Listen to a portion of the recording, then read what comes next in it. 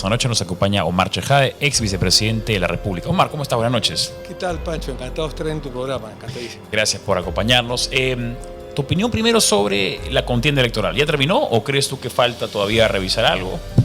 No, ya esto ha concluido, ya se diría yo, varias semanas. El cálculo que más o menos habíamos previsto de un triunfo de la señora Fujimori por cerca de 50.000 votos se ha dado.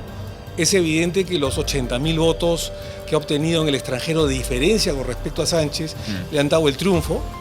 Si no hubieran habido los votos en el extranjero, hubiera perdido por 30.000. Los 80.000 votos de diferencia han hecho que ella gane por 50.000, lo cual es algo legítimo. Creo yo que Sánchez está haciendo muy mal no reconocer los resultados electorales. Hay que ser buen perdedor cuando se gana y cuando se pierde, fundamentalmente, ¿no? Y debería, en un gesto democrático, no solo reconocer la derrota, sino acercarse donde la señora Fujimori, y en un gesto no solo democrático, sino legítimo, de nobleza, darle la mano, ¿no? Y decir que, haciendo oposición democrática, va a colaborar con el país y con el gobierno en lo que sea asuntos de Estado, ¿no? Ahora, lo que se habla mucho, y la misma Keiko ha dicho que pronto va a anunciar cuál es el gabinete o pregabinete elegido, justamente quiénes deberían componer, sobre todo en las carteras más importantes, ¿no? Por supuesto el Primerato y luego también Economía, Interior, Defensa, etcétera. Sí. ¿Quiénes tú crees que deberían componer estas posiciones importantes? Tal vez no con nombres personales, pero sí el perfil. El perfil. Mira, te voy a poner el ejemplo que a mí me tocó cuando salí electo vicepresidente de la República y acompañamos junto con Marisol Espinosa, la otra vicepresidenta, a Ollanta Humala, a Palacio de Gobierno, invitados por el expresidente García. Justamente estábamos en el tema de la transferencia. El expresidente, que en paz descanse, Alan García, está a semanas de dejar el cargo y entrar el gobierno nuestro en funciones. Visitamos Palacio de Gobierno, nos atendió muy democráticamente y muy gentilmente el presidente García, y le dio un consejo al expresidente Ollanta Humala. Le dijo: presidente Ollanta, me acuerdo que estábamos en el directorio, en el Salón Grau, junto a su despacho presidencial. Alan le dice a Ollanta: señor presidente, le dice, le voy a dar una recomendación que ojalá me haga caso porque creo que esto es importantísimo, le dice. Para las carteras ministeriales, usted puede nombrar a cualquier buen técnico, a cualquier persona que a usted le parezca, a un conocido, a una persona que le hayan recomendado, que tenga buenas credenciales profesionales y democráticas. Pero para ser presidente del Consejo de Ministros, técnicamente se llama así, no se llama primer ministro, no se llama premier, porque no estamos en un gobierno parlamentarista, sino presidencialista. Para la presidencia del Consejo de Ministros, usted tiene que nombrar a una persona de su más alta confianza, de la más alta confianza suya, ¿no es cierto? De su cercanía política, personal, le dijo así. Yo, por ejemplo, en el último gobierno, mi primer presidente del Consejo de Ministros fue Jorge del Castillo. No solamente era un buen político, un buen técnico, sino que además, y además de mucha experiencia, sino es una persona de mi más alta confianza. Lo nombré, estuvo conmigo 2 años y tuvo una muy buena presidencia del Consejo de Ministros. Esa es la recomendación que le doy. Ollanta le hizo caso, al final nombró a Salomón Lerner como el primer presidente del Consejo de Ministros los primeros 5 meses, bueno, después le renunció, pero eso es otra historia. Creo yo que en el caso de Keiko Fujimori, debería nombrar un gabinete de ancha base, digamos de todas las sangres. No me refiero a la izquierda extrema, por supuesto, puede ser la izquierda democrática. Nombrado hace un momento con el diputado electo Aranda al personaje de Yude Simon, que tiene experiencia, que es una persona políticamente democrática, ahora, tiene mejores referencias, pero en la presidencia del Consejo de Ministros creo que sí debería nombrar a una persona de su más cercana confianza, ¿no? Se dice que esa persona podría ser tal vez el señor Galarreta. Es una buena posibilidad. ¿Podría ser él? Sí, Lucho, a quien conozco de cerca, tiene muy buenos antecedentes democráticos. Yo he sido parlamentario con él durante 5 años, entre el 2011 y el 2016, me llevaba muy bien con él. Él ha hecho carrera parlamentaria desde el 2001, que fue, me parece, asesor de una de las bancadas, y el 2006 hacia adelante ha sido congresista y parlamentario andino. Es de la estricta confianza de Keiko. Es una persona que conoce la política desde adentro y y además es un buen negociador, ha sido presidente del Parlamento en algún momento, podría ser un referente, y además hay una ventaja en cuanto a Lucho, ¿no? Lucho Galarreta conoce el procedimiento parlamentario, y ahora que va a haber doble cámara, y me alegro por eso, porque yo fui uno de los autores de la bicameralidad, me parece que él va a tener muñeca como para poder, en la presidencia del Consejo de Ministros, poder tejer con las bancadas consensos, porque como no tiene mayoría oficialista el fujimorismo, va a tener que tender puentes con la oposición, ¿no? Uh-huh. Ahora, sobre la bicameralidad que la mencionabas, hay gente que la sigue cuestionando porque incluso hubo este referéndum donde se votó en contra, a pesar de que la ley permite que después de 5 años se pueda revisar. Sí. Pero ¿por qué defender la bicameralidad? Porque con la bicameralidad está demostrado que mejora la calidad de las leyes sustancialmente. O sea, voy de frente a la yugular. Hay estadísticas que te dicen de que cuando hay una sola cámara, y yo he participado dentro de la unicameralidad, donde durante 30 años se demostró que fue un fracaso la unicameralidad, se aprueban normas entre gallos y medianoche, sin mayor reflexión, la segunda votación no funciona porque son los mismos congresistas los que votan y exoneran de votación. Necesitamos un Senado reflexivo. Ese Senado reflexivo, en la que supuestamente los partidos llevan a las mejores gentes, aunque no necesariamente, revisa las leyes y le da opción a la opinión pública, a la prensa, a la sociedad en general, a pronunciarse si una ley determinada de impacto nacional es buena o es mala. Y el Senado finalmente tiene el superpoder, según lo que se ha aprobado, de 3 alternativas: o de observar la ley, o de observar la ley, incluso hasta archivarla, modificar la ley, ¿no es cierto?, o aprobarla. Entonces creo yo de que, además, estadísticamente, te lo puedo decir, alguien que ha estudiado bastante el tema y que ha sido autor de ese proyecto en más de una oportunidad, estadísticamente, cuando no existe la doble cámara, el gobierno, o sea, el Ejecutivo, observa entre 60 y 70% de los proyectos aprobados por el Congreso unicameral. Cuando no hay doble cámara, cuando no hay Senado. Uh-huh. Cuando existe unicameralidad. Sí. Cuando hay doble cámara, las estadísticas están a la vista, el Ejecutivo no observa más del 5% de las leyes que son aprobadas por el Congreso. Uh-huh. Entonces se trabaja mucho más y se pierden muchos más recursos y es mucho más onerosa la unicameralidad, pese a lo que piensen muchos, ¿no? Porque en una doble cámara hay una revisión, hay una reflexión y le das tiempo a la opinión pública que se pronuncie cuando se entra al debate del Senado, ¿no? Hablabas del superpoder del Senado. ¿Coincides con esas voces que sugieren que este Senado no debería tener tanto poder como el que tiene? No, yo pienso que la ley que se ha aprobado está bien. El Senado te da el equilibrio. Entiendo, lo decía al comienzo de la entrevista, Pancho, que los partidos políticos han llevado sus mejores representantes al Senado de la República, por lo menos en su gran mayoría. Conozco a varios de los senadores electos. Hay muy buenos abogados, muy buenos juristas o gente que no es abogada pero tiene muy buena experiencia en el tema. Y creo yo que el Senado va a ser una especie de Corte Suprema dentro del Poder Legislativo, ¿no? Y te pongo el ejemplo, ¿no? ¿Qué sucedería si en el poder, digamos, judicial, en el Poder Judicial no hubiera Corte Suprema o no hubiera instancia revisora, no hubiera una impugnación, simplemente nos basaríamos en una sentencia en primera instancia, sería un descalabro total? Uh-huh. Eso es lo que ha acontecido durante más de 30 años en el Legislativo, un descalabro total porque no había revisión de leyes. Ahora que va a haber una especie de Corte Suprema dentro del Poder Legislativo, yo te aseguro que las leyes van a mejorar, pero además se va a designar a las altas autoridades del Estado, se va a revisar en última instancia una supuesta o una probable vacancia presidencial, que espero que no haya, pero la gente decía, bueno, el Congreso tira la vacancia como si fuera una moneda corriente. Bueno, ahora, si eso aconteciera, habrá una revisión en el Senado de la República, lo cual dará más responsabilidad, ¿no? ¿Crees tú que hay alguna rivalidad intercameral? Hemos visto una gran rivalidad entre Ejecutivo y Legislativo en los últimos por lo menos 10 años. ¿Crees que se diluya o que se reemplace esa figura de rivalidad entre las cámaras? Mira, en épocas anteriores había mucho respeto entre las cámaras, ¿no? Sí, es cierto que se le decía Cámara Baja la de diputados y Cámara Alta la de senadores, pero tendrías que ver en esa época qué senadores habían en el país. Un Luis Alberto Sánchez, un Javier Vallerriestra, un Polar Ugarteche, un Enrique Bernales, un Jorge del Prado, en fin, Felipe Osterling, grandes personalidades dentro del Senado de la República. Por eso es que la valla para el ser senador en edad es mucho más alta y se supone que se lleva los mejores cuadros al Senado. Mira, yo espero que eso no suceda, Y yo creo que hay una cohesión, porque entiendo que los partidos van a tener diputados y senadores y se pondrán de acuerdo dentro de la célula parlamentaria de cada partido entre diputados y senadores. Ojo que el Senado en esta oportunidad no va a ser como antes, no va a tener iniciativa legislativa. O sea, no va a poder presentar leyes, salvo que lo quiera presentar un diputado.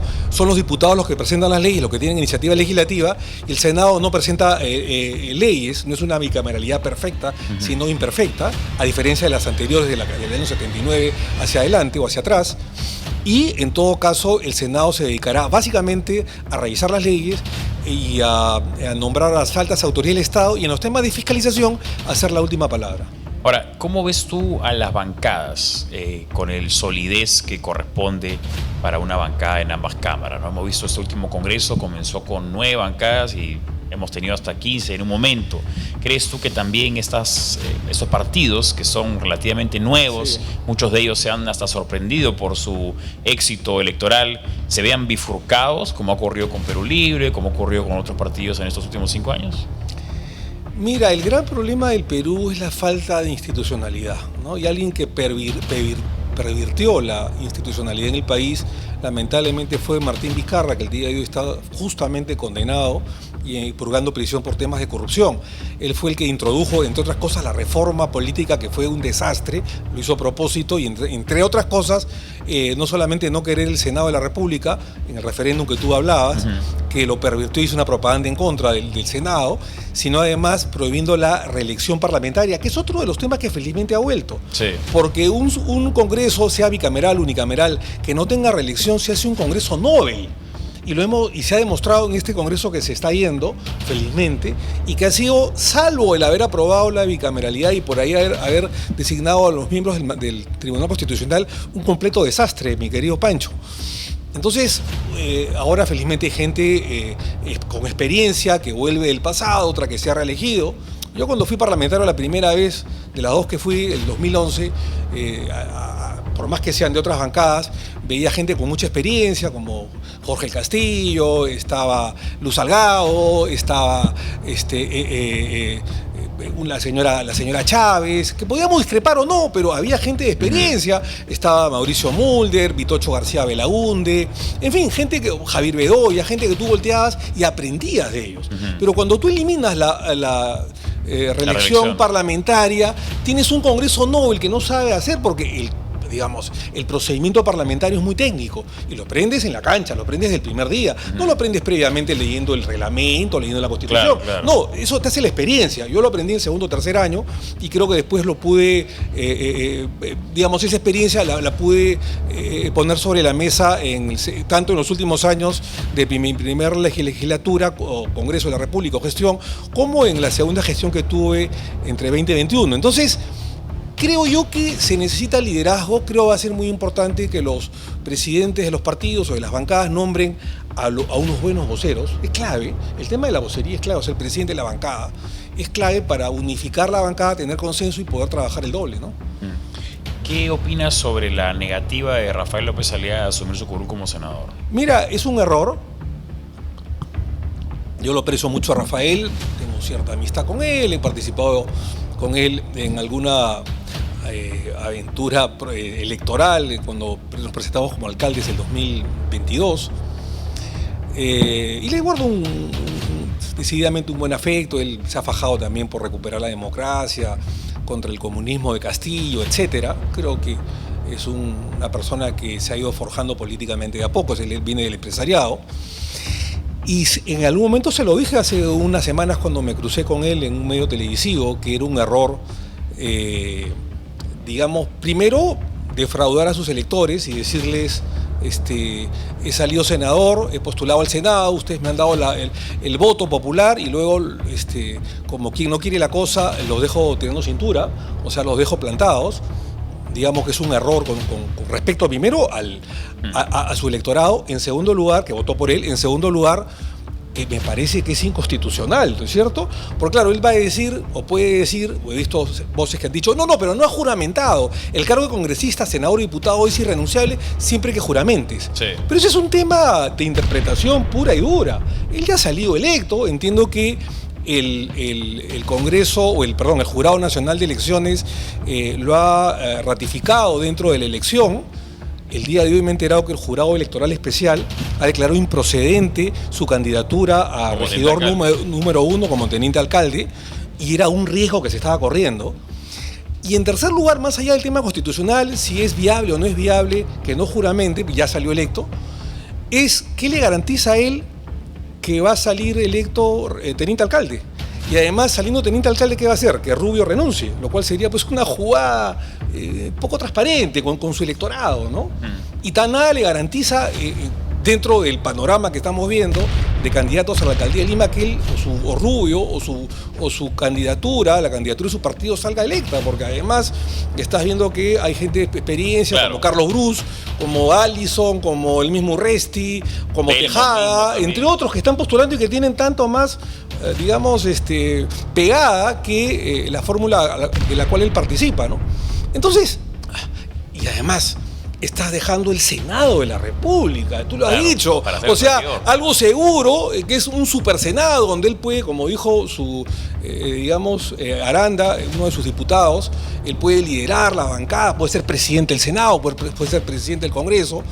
Dejar todo eso que es bastante importante, grande, postular a la presidencia siendo un gran senador, el 2031, todavía, digamos, Rafael tiene techo, dejar todo eso por lo que pueda suceder como teniente alcalde o en las elecciones de octubre, me parece, desde mi punto de vista, con todo el respeto que me parece Rafael, descabellado, ¿no? Ahora, yendo un poco nuevamente al Parlamento, ¿cómo crees que se compongan las mesas directivas? En el caso del Senado, uno podría presumir que es favorable hacia el oficialismo, porque entre Keiko y Rafael suman 30, ¿no? Basta conseguir un hito para tener la mayoría. Tiene que jurar, ¿no? Porque podría ser que él piensa de que el jurado... digamos, esta es una crítica constructiva a Rafael, él me conoce, soy su amigo, y espero que recapacite.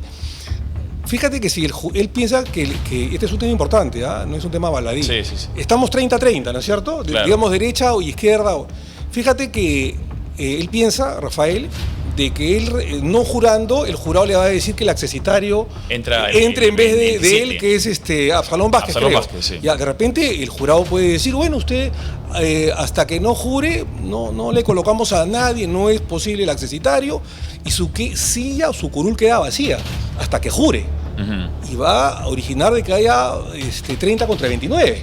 Entonces, es mucho el riesgo, ¿no? Entonces, yo creo de que la presidencia de la República, en este caso Keiko Fujimori, si es que ella nombra, y yo sé que es inteligente Keiko, algo la conozco, pondrá un gabinete de todas las sangres, un gabinete de ancha base, y un gabinete democrático de ancha base. Creo yo que ella podría, con esa demostración, con ese gesto político, inclinar la balanza a su favor en el Parlamento, y que gente, digamos que de izquierda o centro izquierda, democrática, como por ejemplo el grupo de Nieto Montesinos, pueda virar a el grupo de la señora Fujimori y el grupo de Renovación, y poder hacer una mayoría, porque igual para los grandes temas del Estado no llegan a 40, o sea, los 2/3 de un Senado son 40 de 60, ¿no? Sí.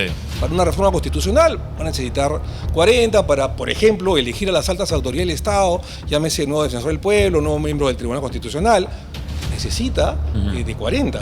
Ahora, hablando de techo, el señor Jorge Nieto también tiene techo y también tiene seguramente aspiraciones para el 2031, tratar de llegar a la presidencia de la República.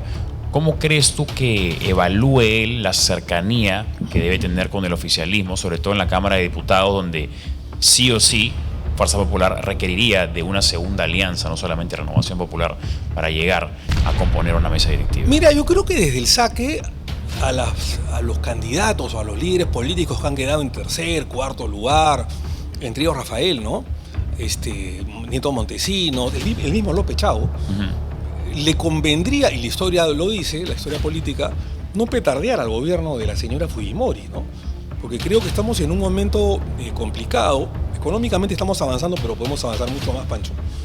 Digamos, si hubiese una mejor clase política, hubiese habido en el último quinquenio y no hubiera habido este desastre político, esta corrupción, estoy seguro que la economía hubiera avanzado el doble o el triple. Aún así avanza a pesar de todo, a pesar de los políticos.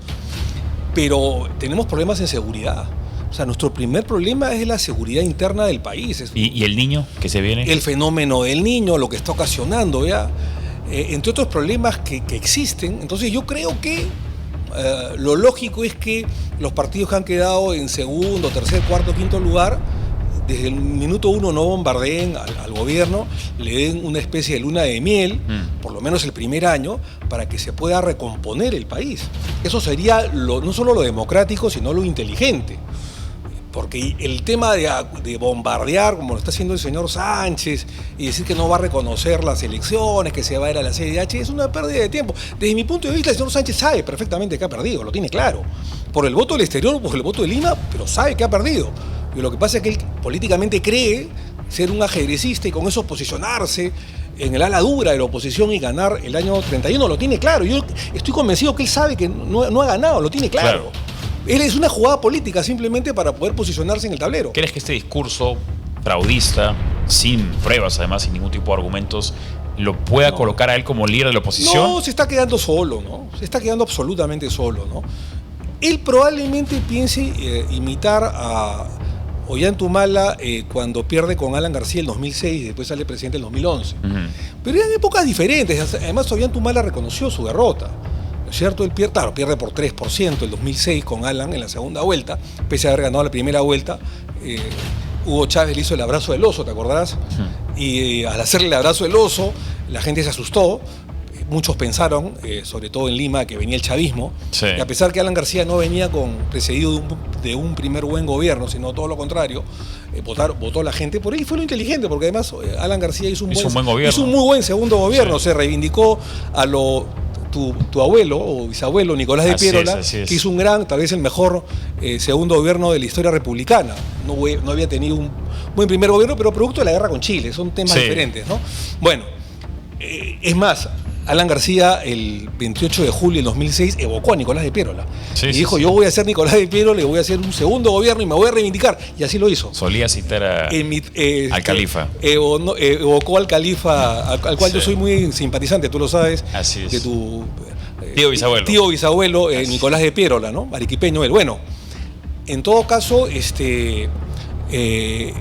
y fue un gran gobierno el de Alan García, pero más allá de eso, volviendo a lo que decía, pero Ollanta en la segunda vuelta reconoció la derrota suya con Alan García. Alan García le sacó en la segunda vuelta 3%, que tampoco es mucho, pero le sacó una ventaja y reconoció su derrota y se recompuso, dejó a Chávez de lado y se fue con los brasileños, con Lula, y eso lo ayudó a ganar. Se puso la corbata. Nos ayudó a ganar el 2011, ¿no? Que se puso el polo blanco en vez del polo rojo, ¿no? Y es verdad, no hizo un gobierno de izquierda, o sea, tampoco. O sea, hay que ser sincero. No fue el diablo que la gente pensaba que iba a ser. Yo lo sabía, yo había sido su abogado durante 3 años, eficiente abogado además, modestia aparte, y me acuerdo que él vira hacia el 2008, deja a Chávez, deja el chavismo y se va, digamos, con Lula, que estaba haciendo un gran gobierno en Brasil, por lo menos muy popular, y que además lo ha llevado a la reelección, pese a las denuncias de corrupción que han habido en Brasil contra él, y además está retenido, pero bueno. Y bueno, nosotros sabíamos perfectamente que Ollanta no era un hombre de izquierda, por lo menos lo que estábamos cerca de él, que era un hombre populista, que es otra cosa. Claro, ¿no? Fue un gobierno pragmático, populista, de centro-izquierda o de centro, si se quiere, pero no fue un gobierno de izquierda, ni mucho menos de izquierda extrema, ¿no? Tanto es así que, a pesar de todo el discurso previo al 2011, Ollanta, cuando el primer día que es electo presidente, el primer ministro de Economía fue Castilla, Luis Miguel Castilla, que venía a decir viceministro de Economía de Alan García. O sea, Ollanta que despotricaba de la política económica de Alan García, que dio tanto fruto, porque fue el gobierno donde más se creció en los últimos 60 años probablemente, entre el 2006 y 2011, nombra al viceministro de Economía de Alan García, ¿no es cierto? Y ratifica a Velarde, que fue un gran acierto. Además, ratificar a Julio Velarde, como presidente del Banco Central de Reserva. Hasta el día de hoy, felizmente, es presidente del BCR. Entonces, mira, es mala idea de Sánchez esa victimización. Su propia gente la ha dejado de lado, digamos, no todos, ¿no? Pero los aliados o los oportunistas que quisieron aliarse en segunda vuelta con él, lo dejaron. ¿Crees que le sirva, digamos, para las elecciones de octubre?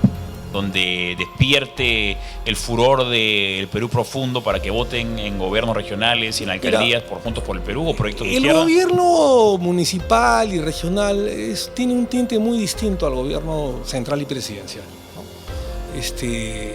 Yo he visto, mira, Fujimori, que tuvo bien o mal tanto arrastre, hablo de Alberto Fujimori, tanto arrastre en los años 90, normalmente no le iba bien en las elecciones para alcalde, ¿no? Claro. Y mucho menos para Lima, ¿no? Fíjate que ganó en la época que él fue presidente como portaestandarte de los que son los alcaldes en Lima, Ricardo Belmont 2 veces, ¿no es cierto?